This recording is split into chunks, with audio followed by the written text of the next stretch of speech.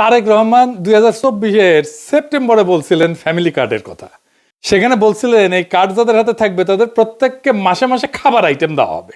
দেখেন, পরে দেখা গেল হয় টাকা অথবা খাবার দেওয়া হবে, যার যেটা প্রয়োজন। এই প্রসঙ্গে আমরা পরে আসিচ্ছি, এক এক করে আমরা দেখব।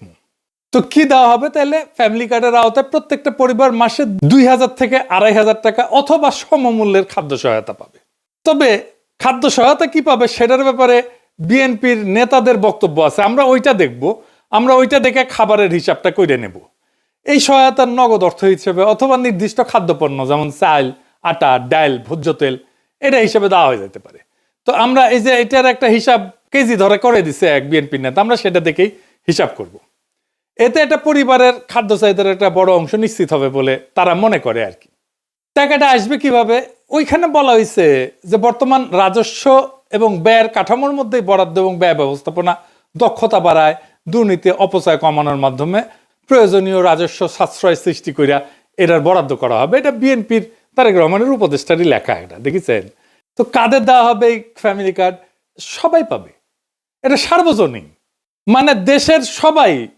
এমনকি সেটা যদি প্রাইম মিনিস্টারের বউ হয় সেও পাবে। মানে কার্ড তো নারীদেরকে দেওয়া হবে, সেই জন্য বলছে যে প্রাইম মিনিস্টারের বউ যদি হয় তাহলে সেও পাবে। এই হইতেছে বিএনপির ফ্যামিলি কার্ডের মোটা দাগে প্রকল্প ক্যাম্পেইন। মানে এটা দিয়ে তারা ইলেকশনে উতরায় যাবে বলে আশা করতেছে। আর উতরাইতে পারবে কিনা সেটা আল্লাহ জানে। যাই হোক, ওই যে জামাইকোটা বুদ্ধিজীবী বলেছিল না যে জামাতের কোনো প্ল্যান নাই, আনপ্রিপেয়ার্ড। তো আসেন বিএনপির কেমন প্রিপারেশন নিচ্ছে সেটা দেখি। আগের এপিসোডে দেখেছেন তো বিএনপির স্বাস্থ্য নিয়ে যে পরিকল্পনা, সেটা জয় বাংলা করা হয়েছে। একে একে সব পরিকল্পনা জয় বাংলা করে দেওয়া হবে, চিন্তা করেন না। আসেন একে একে শুরু করি। ভালচুন বিএনপির ফ্যামিলি কার্ডের ধাপ্পাবাজি। রাষ্ট্রের কাজ ভিক্ষা দেওয়া না, রাষ্ট্রের কাজ দয়া দেখানো না। রাষ্ট্রের কাজ হইল যারা পড়ে যাইতেছে, পিছায় পড়তেছে, যারা সুবিধা বঞ্চিত, যারা দুর্বল, তাদেরকে টেনে ধরা, তাদেরকে বাঁচানো। এটার নামই হইতেছে সামাজিক সুরক্ষা বলয়, ইংরেজিত কয় সোশ্যাল সেফটি নেট। ফ্যামিলি কার্ডে বলা হয়েছে সব পরিবারকে প্রত্যেক মাসে সমান টাকা দেওয়া হবে। এখানে রাষ্ট্র ভেঙে পড়ে।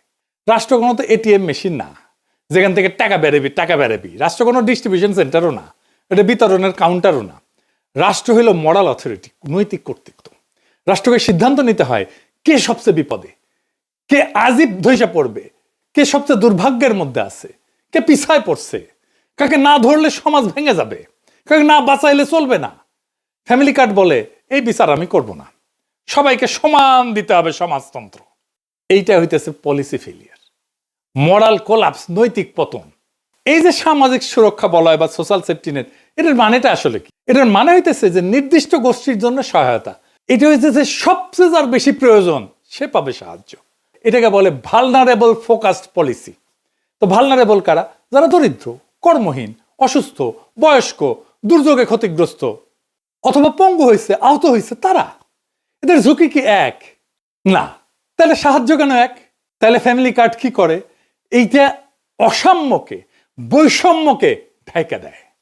এটা রাষ্ট্র দায়িত্বকে হালকা করে দেয়। সবাইকে সমান দিলে তো শক্তরা টিকে যাবে, দুর্বলেরা চুপচাপ পড়ে যাবে। এটা হইতেছে প্রশাসনিক কাপুরুষতা। কারণ প্রশাসন বা রাষ্ট্র বা সরকার এইটা দায়িত্ব নিতে চায় না, নৈতিক কর্তৃত্বের দায়িত্ব নিতে চায় না। যে সবচেয়ে দুর্বল তাকে চিহ্নিত করে তাকে সাহায্য করতে চায় না। ধরেন দুইজন মানুষ, একজনের পা ভাঙা আর একজন দৌড়ায়।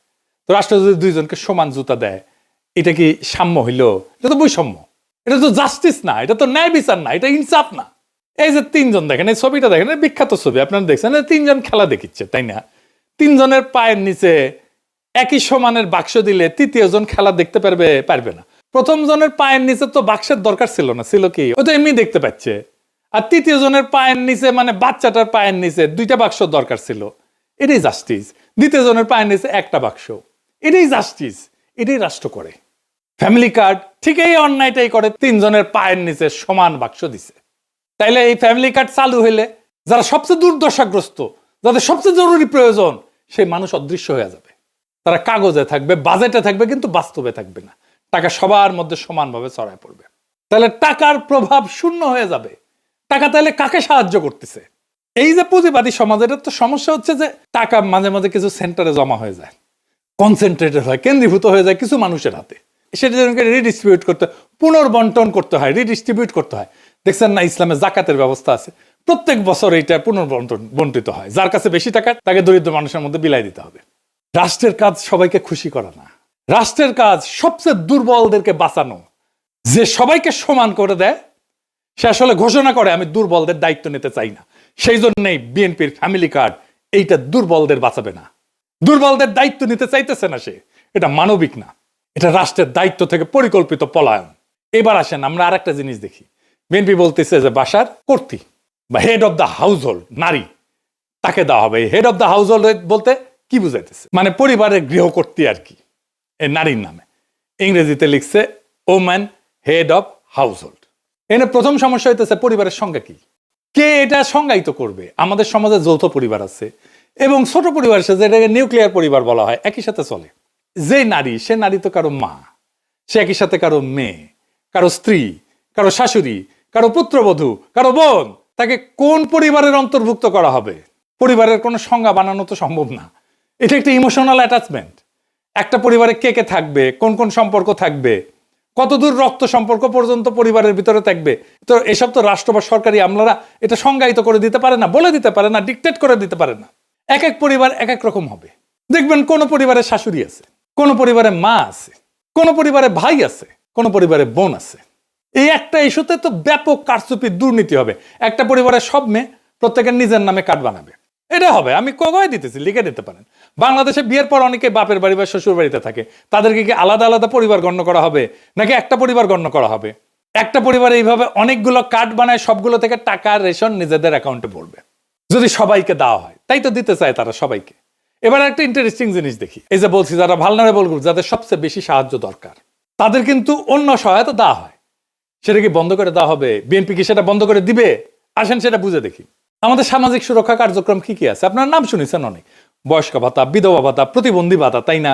এমনকি হিজড়া জনগোষ্ঠীর জীবন মান উন্নয়ন ভাতা আছে। আমাদের একটা বিশাল খাদ্যভিত্তিক সুরক্ষা কর্মসূচি আছে, এটা সে পাশে লিখে দেন। এর মধ্যে আছে ভিজিডি কার্ড, আপনারা শুনছেন, এটার নাম হচ্ছে ভালনারেবল গ্রুপ ডেভেলপমেন্ট। তারপরে আছে VGF card, vulnerable group feeding. তারপরে জিআর আছে, এটি দুর্যোগকালীন ত্রাণ। তারপর ওএমএস আছে, ওপেন মার্কেট সেল, খোলা বাজারে খাদ্য বিক্রি। তারপরে টিসিবির কার্ড আছে, দেখছেন না?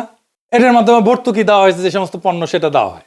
আবার এটা কাজের বিনিময়ে খাদ্য কর্মসূচি আছে না, ফুড ফর ওয়ার্ক, কাজের বিনিময়ে খাদ্য, কাজের বিনিময়ে অর্থ, যেটা সেটাকে বলা হয় টেস্ট রিলিফ। তারপরে একটা ইজিপিপি বলে আছে, মানে যেটা কর্মসংস্থান সৃষ্টি করবে, এরকম প্রোগ্রাম। অতি দরিদ্রদের জন্য কর্মসংস্থান কর্মসূচি। তারপরে নারী এবং শিশু মাতৃস্বাস্থ্য সুরক্ষা আছে, মাতৃত্বকালীন ভাতা আছে একটা, যারা বাচ্চাদেরকে দুধ দেয় তাদেরকে মাতৃত্বকালীন একটা ভাতা আছে, মা এবং শিশু সহায়তা কর্মসূচি। তারপরে প্রাথমিক বিদ্যালয়ে মিড ডে মিল আছে, মানে স্কুলের মধ্যেই খাবার দেওয়া হয় বাচ্চাদেরকে।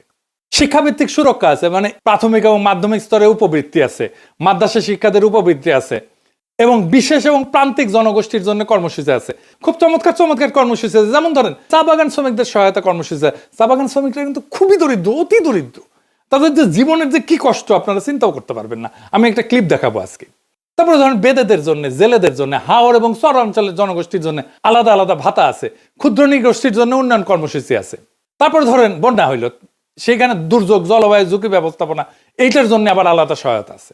খরার জন্য সহায়তা আছে। ওই যে হাসিনা বাসা টাসা বানাই দিছিল না, ওইটা একটা বাসস্থান পুনর্বাসন কর্মসূচি আছে। বিএনপি বলতেছে যে এই যে ফ্যামিলি কার্ডের বার্ষিক ব্যয়, এইটা হবে 12,000 কোটি টাকা। তো এই আমি যতগুলো সামাজিক সুরক্ষার কর্মসূচি বললাম, এই বাজেটের 10%-এর মতো, 10.28 ওরা বলছে। মানে হাসিনা আমলে যেটা দেওয়া হইতো তার 10 ভাগের 1 ভাগ। কিন্তু সামাজিক সুরক্ষা কর্মসূচিগুলোর মধ্যে ওরা বলতেছে যে এটা ওভারল্যাপ আছে, মানে একই সুবিধা একাধিকবার পেয়ে যায় একজন। সেটা কমায় বিএনপি 9,500 কোটি টাকা সাশ্রয় করবে নাকি এর মধ্যে থেকে, এবং সেই অর্থটা ফ্যামিলি কার্ড স্কিমে দেবে। বুঝছেন? এই 12,000 টাকার মধ্যে 9,500 টাকা এক্সিস্টিং যে সামাজিক সুরক্ষা আছে ওইখান থেকে বাইর করে কেটে নিয়ে ফ্যামিলি কার্ডে ঢুকাবে। মানে একটু বুঝাই দিই, এই যে দেখেন চা বাগান শ্রমিক, সে একটা বিশেষ সুবিধা পায়। আগে একটু দেখায়নি, চাতে তো মজা করে খায়, চা বাগান শ্রমিকের জীবনটা কেমন, কষ্টটা কেমন দেখেন।